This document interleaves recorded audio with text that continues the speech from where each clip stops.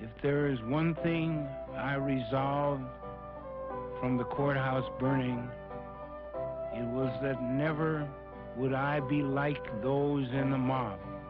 Never would I hate another human being so much that I would kill him and me.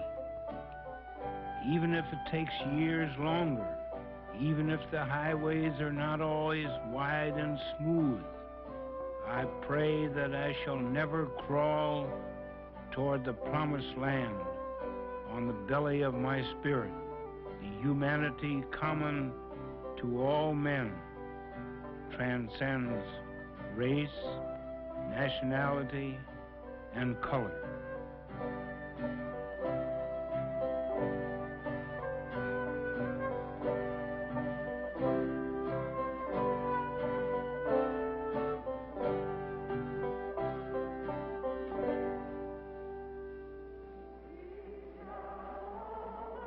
The National Association for the Advancement of Colored People is the largest civil rights organization in the United States. For the past 20 years, through the most turbulent times of the civil rights movement, the NAACP has been led by Roy Wilkins. Through dedication and courageous effort, Wilkins and the association have had a lasting impact on contemporary American history.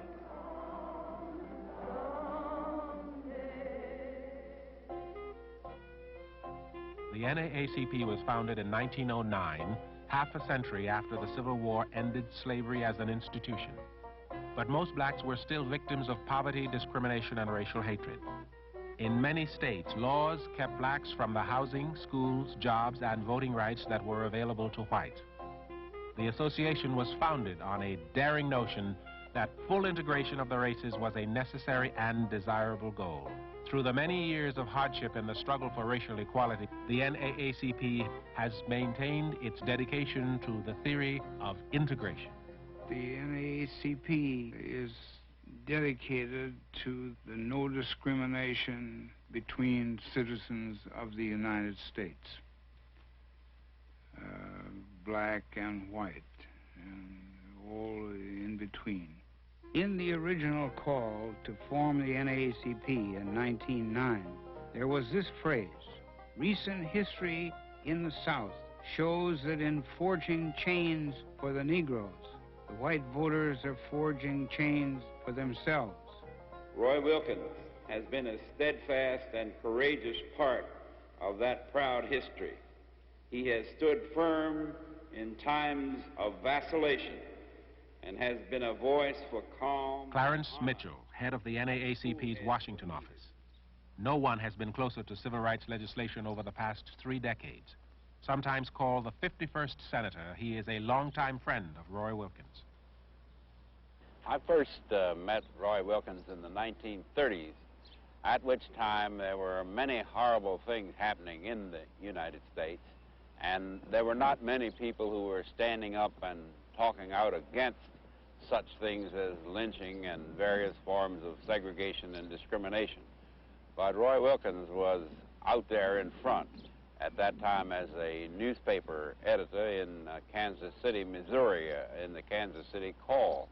He later joined the NAACP, but I would characterize him as a man of great courage, a lot of common sense, and a sense of destiny in knowing that he wanted to go to a certain place, he wanted to bring his people to a certain place, and he seemed to have a sense of certainty about doing what he was setting out to do. Roy Wilkins was born in St. Louis, Missouri in 1901. His mother died when he was only 5 years old, and he and his brother and sister went to live with an aunt and uncle in St. Paul, Minnesota.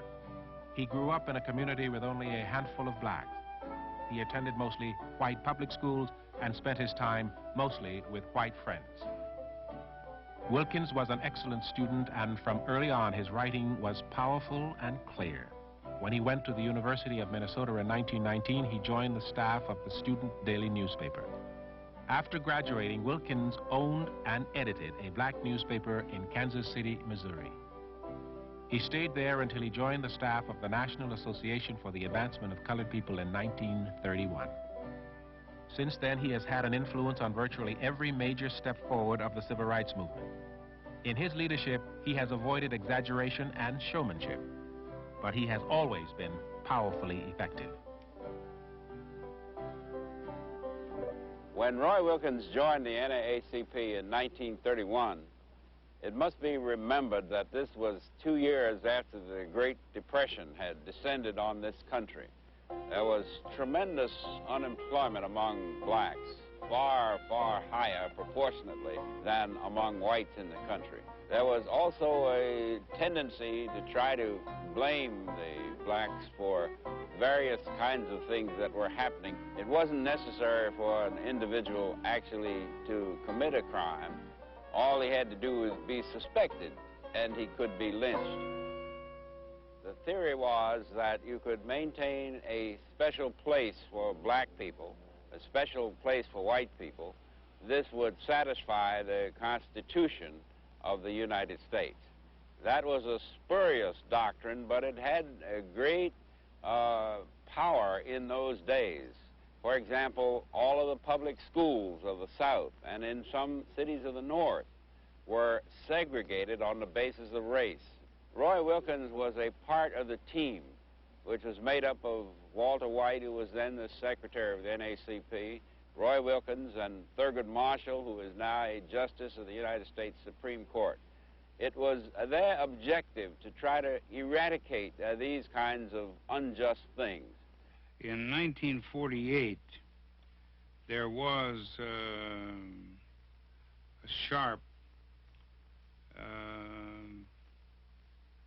upward revision in the way black people felt that they would come out. Nothing hopeful, but an improvement over what had been. The post-war period left us with a lot of unemployment in this country. It left us with returning military people who had been off fighting a war for democracy. And it was very clear that those who had been fighting for human justice around the world were in no mood to come back to their own country and find such things as segregation based on race. It was then that the NAACP, which had been following a program of attacking segregation on a kind of piecemeal basis, decided that there had to be a frontal attack on the so-called separate but equal doctrine.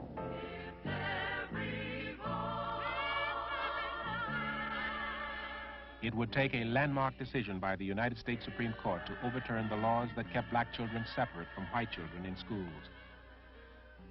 Roy Wilkins worked with Thurgood Marshall and other NAACP lawyers to devise a strategy for a Supreme Court test. They enlisted expert witnesses who testified about the psychological and social harm of segregation to black children. They argued that racial segregation in the schools violated the United States Constitution. On May 17, 1954, the court handed down a momentous decision. In the field of public education, the doctrine of separate but equal has no place. Separate educational facilities are inherently unequal. The NAACP had been instrumental in winning the most significant civil rights victory since the end of slavery. As far as the impact of the decision, Brown versus Board of Education of Topeka, Kansas, had, it simply meant that the system under which thousands and thousands of Negroes had been educated prior to that time was dumped out the window. And there could no law be passed that my children could go to this school, and if I were white, they could go to that school. The 1954 decision spurred the NAACP and other activist groups to challenge segregation in housing, transportation, and public facilities. marches and sit-ins led to the arrest of many demonstrators. Roy Wilkins became executive director of the NAACP in 1955, and it was clear that there was much work yet to do. To gain true equality, not only the laws, but the attitudes and traditions of segregation had to be overcome. When Roy Wilkins assumed the leadership of the NAACP, the full impact of the Supreme Court school desegregation decision was felt. Unfortunately, there were many people, high government officials in the state, who mobilized a virtual arsenal of types of frustration to try to prevent that decision from being implemented. We had the scene of a governor of one state, the governor of the state of Arkansas, using the armed forces of that state to prevent black children from going to public schools. Roy Wilkins, at the helm of the NAACP, had to meet and deal with all of those problems. The story was getting across to America and to the world that the Negro was a human being, was an American citizen, presumably possessing inalienable rights which were being grievously and bestially violated, and that the proud and free America could hardly hold its head high enough to escape the stench. Did we have courts? And to what end? Did we have a Constitution? For whom? What of our vaunted slogan, equal justice under law? In the period of the 60s, there was a great awareness on the part of blacks that by using their political power, they could elect officials to public office who would be sympathetic to their cause. This resulted in enormous participation in presidential and local elections by blacks, and it also brought into the White House a man who had the reputation of being very concerned about human rights and individuals. That, of course, was President John Kennedy. Around that type of thing, there grew a belief that something dramatic had to be done to spark up the actions that were already underway in the Congress to try to get certain kinds of legislation passed. It was A. Philip Randolph, one of the elder statesmen among the blacks, Martin Luther King, Roy Wilkins, and others from the religious community, from labor and other places, who got together and hit upon the idea of having what was called a March to Washington. In 1963, the NAACP helped organize and staff history's largest protest against inequality. 250,000 people, black and white, came to Washington to tell the American Congress that it must pass laws prohibiting discrimination against blacks. We felt that it was going to be a flop. and we were afraid that it was going to be, you know how people are. But we went ahead and came out. We came out about noon, and the people were flocking down there. The March on Washington went far beyond everyone's hopes, and it offered a forum for one of the most eloquent speeches the Reverend Dr. Martin Luther King ever made. I have a dream that one day this nation will rise up and live out the true meaning of its creed.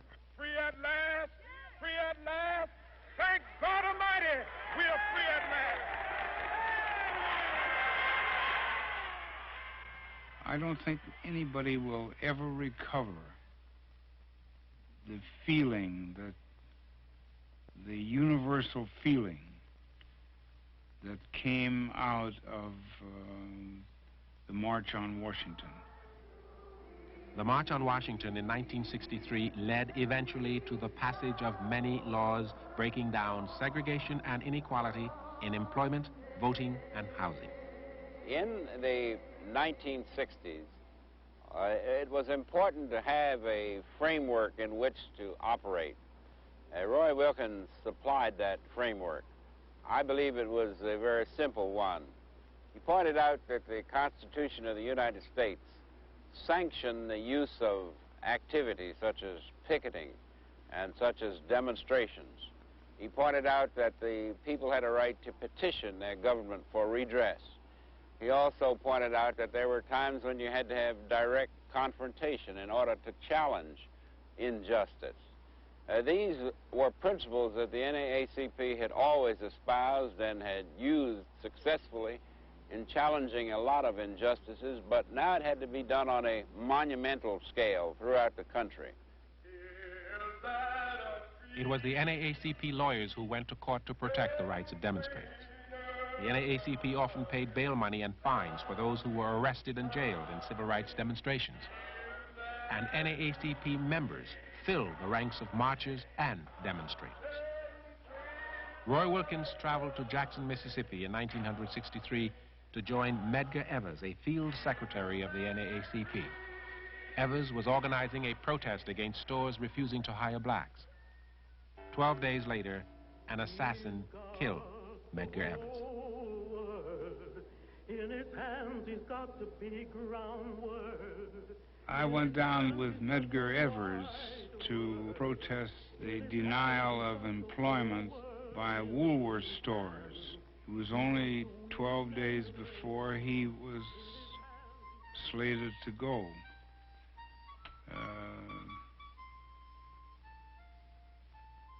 He gave me a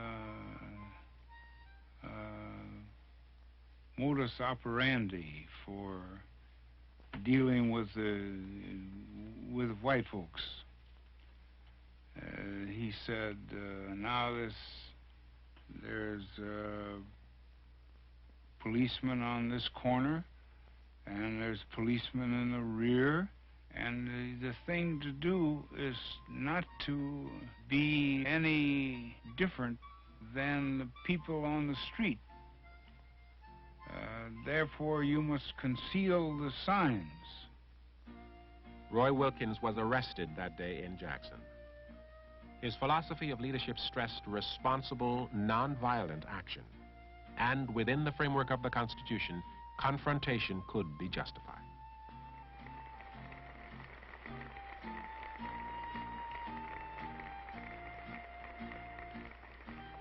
After 20 years of active leadership of the NAACP, Roy Wilkins retired. His successor, lawyer, banker, minister, Benjamin L. Hooks. The NAACP will not go into eclipse because Mr. Wilkins has resigned. In fact, he's still contributing his talents and time as director emeritus, and I look to him for advice and some comfort in these difficult days. And when Ben Hooks leaves, NAACP, it will not die because it is an organization of 1,700 chapters, almost 500,000 dues-paying members, and a spiritual kind of kinship that's very difficult to define.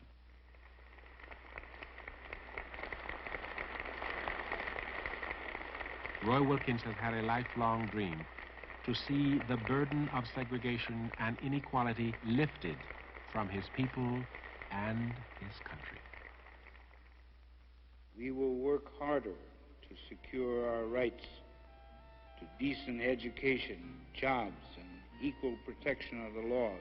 Let us use every tool at our disposal, every hand on deck, black and white, young and old. There is unfinished business for us to take care of.